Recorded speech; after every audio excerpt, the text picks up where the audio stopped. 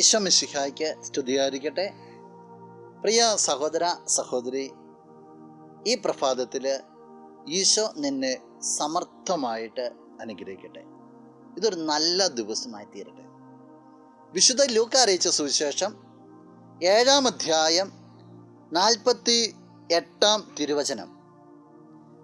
അവൻ അവളോട് പറഞ്ഞു, നിന്റെ പാപങ്ങൾ ക്ഷമിക്കപ്പെട്ടിരിക്കുന്നു.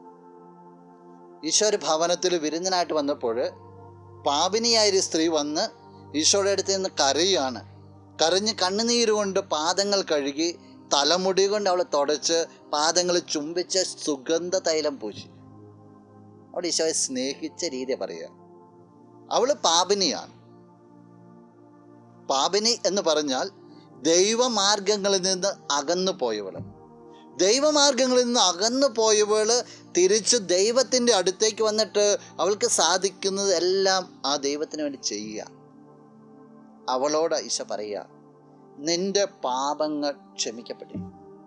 പ്രിയ സഹോദര സഹോദരി, നിന്റെ ജീവിതത്തിൽ കുറവുകളുണ്ടെങ്കിൽ, നിന്റെ ജീവിതത്തിൽ മോശമായ ഒരു പഴയകാല ജീവിതമുണ്ടെങ്കിൽ, നിന്റെ ജീവിതത്തിൽ വഴിതെറ്റിയ മേഖലകളുണ്ടെങ്കിൽ, നീ പുറകോട്ടല്ല നോക്കേണ്ടത്.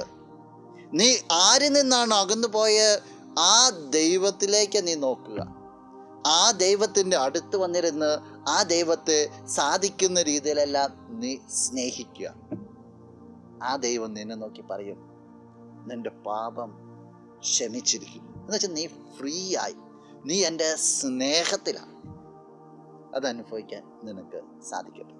നമുക്ക് പ്രാർത്ഥിക്കാം. കണ്ണുകളടച്ച് കരങ്ങൾ കൂപ്പാം. നല്ലവനായ കർത്താവേ, നിന്നെ ഞങ്ങൾ സ്തുതിക്കുന്നു, ആരാധിക്കുന്നു, മഹത്വപ്പെടുത്തുന്നു.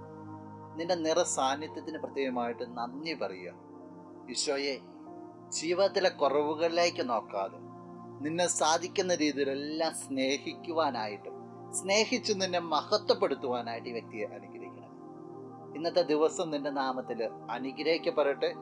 സർവ്വവിധ നന്മകൾ കൊണ്ട് നിറയപ്പെടട്ടെ, ഇപ്പോഴും എപ്പോഴും എന്നേക്കും. ആമേൻ.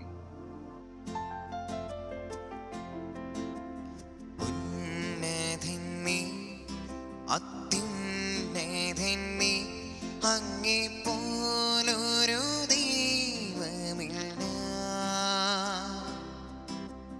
ഉന്നതൻ നീ, അത്യുന്നതൻ നീ, അങ്ങേ പോലൊരു ദൈവമില്ല. അത്ഭുതവാൻ, അതിശയ